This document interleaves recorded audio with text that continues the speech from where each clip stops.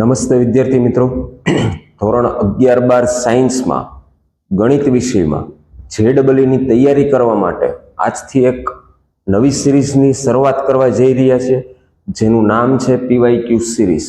જેમાં 11-12 સાયન્સમાં ગણિતમાં તમામ ચેપ્ટર્સના JEE PYQsની તૈયારી આપણે કરવાની છે. પ્રશ્ન તો જોવાના જ છે કે જે પ્રીવિયસ યર્સમાં પૂછાઈ ગયેલા છે, પણ પ્રશ્નની સાથે સાથે તેના કન્સેપ્ટ પણ આપણે સમજતા જવાના છે, બરાબર. અને તેમાં પણ સૌથી પહેલું ચેપ્ટર આજે આપણે સ્ટાર્ટ કરીએ છીએ, ચેપ્ટર નંબર 10, સદિશનું બીજગણિત. સૌથી પહેલું ચેપ્ટર સદિશનું બીજગણિત જ શું કામ? તો કે દર વર્ષે JEE મેઇનની પરીક્ષામાં ચેપ્ટર નંબર 10 સદિશમાંથી ઓછામાં ઓછો એક પ્રશ્ન તો આવે જ છે. તો JEE તૈયારી માટે ચેપ્ટર નંબર 10 ખૂબ જ અગત્યનું ચેપ્ટર છે, બરાબર. આ બધા પ્રશ્ન તમારી બુકમાં વ્યવસ્થિત રીતે લખતા જાજો, તેનું સોલ્યુશન પણ લખતા જજો, તો તમારું પોતાનું એક સરસ એવું મટીરિયલ તૈયાર થશે. તો શરૂઆત કરી આજના લેક્ચરની. ચેપ્ટર નંબર 10 સદિશનું બીજગણિત, અને તેમાં પણ ક્વેશ્ચન નંબર પહેલો કે જે JEE મેઇન્સ 2023માં પૂછાઈ ગયેલો પ્રશ્ન છે. ધારો કે સદિશ આલ્ફા અને સદિશ બીટા બે સદિશો આપેલા છે. બીટા 1 એ આલ્ફાને સમાંતર છે અને બીટા 2 એ આલ્ફાને લંબ છે. બીટા બરાબર બીટા 1 પ્લસ બીટા 2 હોય તો 5 બીટા 2 ડોટ i પ્લસ જે પ્લસ કે નું મૂલ્ય આપણે મેળવવાનું છે. તો શું કરશું આ પ્રશ્નમાં? સૌથી પહેલા તો પ્રશ્નની રકમ સમજીએ. આલ્ફા અને બીટા બે સદિશો આપેલા છે. આપણે શોધવાનું શું છે? 5 બીટા 2 ઇન્ટુ i પ્લસ જે પ્લસ કે, આની વેલ્યુ મેળવવાની છે. એનો અર્થ કે આપણે બીટા 2 સદિશ મેળવવાનો છે, બરાબર. તો બીટા 2 સદિશ મેળવવા માટે એક બીજી શરત આપણને આપેલી છે. બીટા 2 સદિશ મેળવવા માટે એક સમીકરણ આપણને આપેલું છે, બીટા બરાબર બીટા 1 પ્લસ બીટા 2. એનો અર્થ કે આપણે બીટા 1 પણ મેળવવું પડશે. તો સૌથી પહેલા બીટા 1 અને બીટા 2 બે સદિશો આપણે મેળવવા પડશે. ક્લિયર? હવે બીટા 1 અને બીટા 2 બે સદિશો મેળવવા માટે આપણને બે શરતો આપેલી છે કે બીટા 1 એ આલ્ફાને સમાંતર છે, બીટા 1 એ આલ્ફાને સમાંતર છે અને બીટા 2 એ આલ્ફાને લંબ છે. તો આપણા પ્રશ્નની શરૂઆત આપણે કરશું. સદિશ બીટા 1 એ આલ્ફાને સમાંતર છે, તો અહીંયા લખીએ સદિશ બીટા 1 એ આલ્ફાને સમાંતર છે, બરાબર. તો આ ખૂબ જ અગત્યનો કન્સેપ્ટ. બે સદિશ એકબીજાને સમાંતર છે.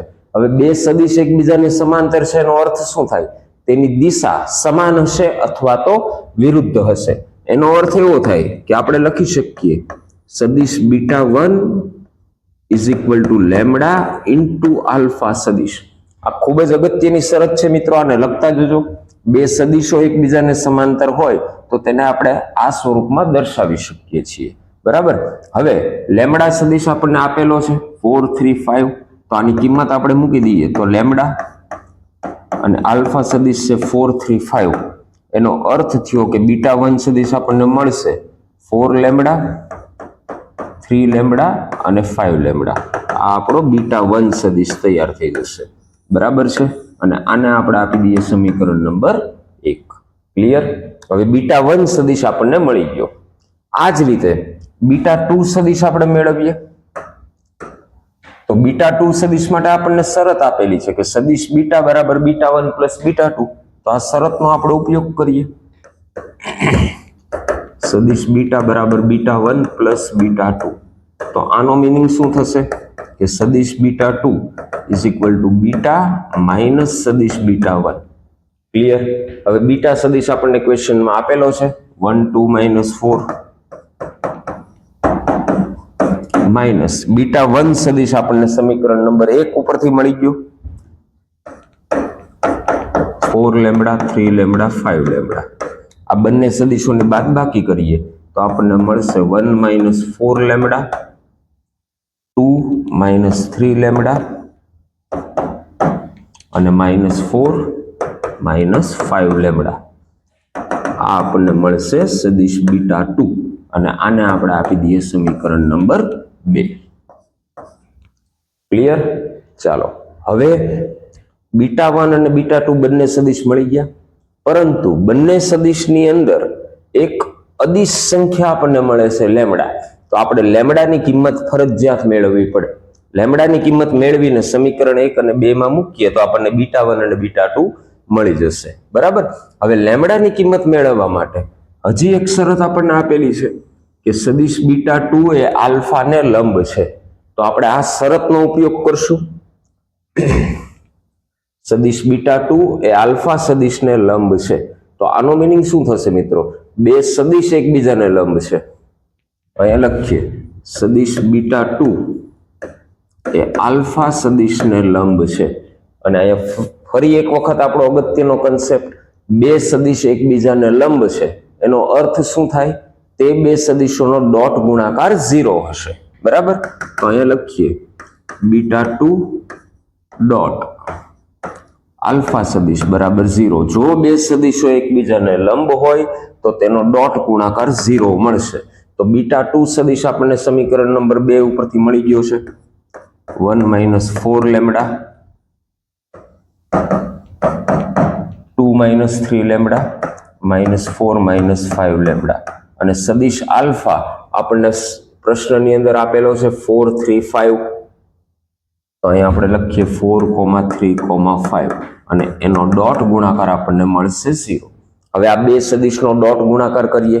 ડોટ ગુણાકાર કઈ રીતે થાય? બંને સદિશોના અનુરૂપ ઘટકોનો ગુણાકાર કરીને સરવાળો કરતા જઈએ. એનો અર્થ કે 4 નો ગુણાકાર 1 - 4 લેમ્બડા સાથે, તો 4 - 16 લેમ્બડા, પ્લસ 3 નો ગુણાકાર થશે 2 - 3 લેમ્બડા સાથે, તો 6 - 9 લેમ્બડા. અને 5 નો ગુણાકાર થશે -4 - 5 લેમ્બડા સાથે, તો -20 - 25 લેમ્બડા. અને આનું મૂલ્ય 0. હવે સાદું રૂપ આપી દઈએ તો 16 ને 9 25 ને 25 50 -50 લેમ્બડા. 4 6 10 10 - 20 એટલે -10 બરાબર 0. તો -50 લેમ્બડા બરાબર 10. તો લેમ્બડાની કિંમત અહીંથી આપણને મળશે -1/5. ક્લિયર? લેમ્બડાની કિંમત આપણને મળી ગઈ. લેમ્બડાની કિંમત જો બંને સમીકરણની અંદર આપણે મૂકશું, સમીકરણ નંબર 1 અને સમીકરણ નંબર 2, તો આપણને β1 અને β2 મળી જશે. તો લેમ્બડાની કિંમત -1/5 સમીકરણ નંબર 1 માં મૂકીએ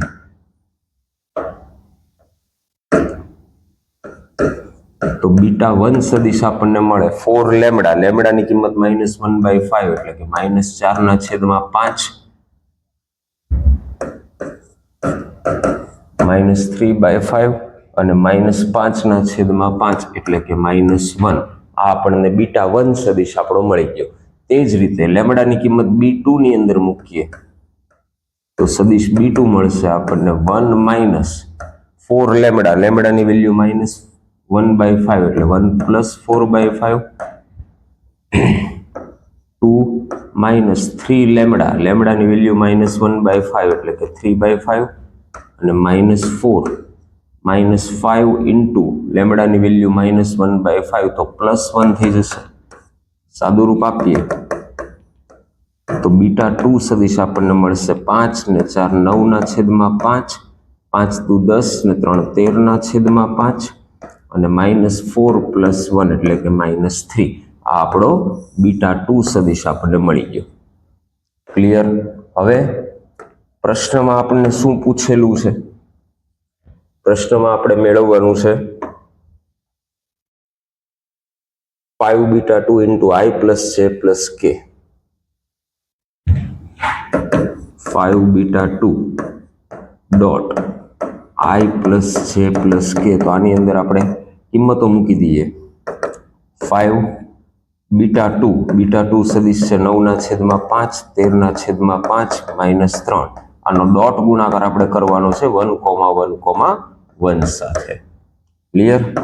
તો 5 નો ગુણાકાર કરાવીએ 9 13 -15 અને એનો ડોટ ગુણાકાર કરીએ 1,1,1 સાથે. તો 9 + 13 -15 તો 13 - 2 13 - 15 -2 9 - 2 તો આપણો ફાઇનલ આન્સર હશે 7. તો ફાઇનલ આન્સર આપણો 7 એટલે કે ઓપ્શન નંબર C. આ આપણો ફાઇનલ આન્સર આવી ગયો. બરાબર, ખૂબ જ સરસ પ્રશ્ન છે અને ખૂબ જ અગત્યનો પણ પ્રશ્ન છે. તો તમારી બુકમાં વ્યવસ્થિત રીતે લખી લેજો અને આને અવારનવાર સોલ્વ પણ કરજો. હજી પણ ઘણા બધા ક્વેશ્ચન્સ મિત્રો આપણે સોલ્વ કરવાના છે, જેનો વિડીયો ખૂબ જ ટૂંક સમયમાં તમારા સુધી પહોંચી જશે. Thank you.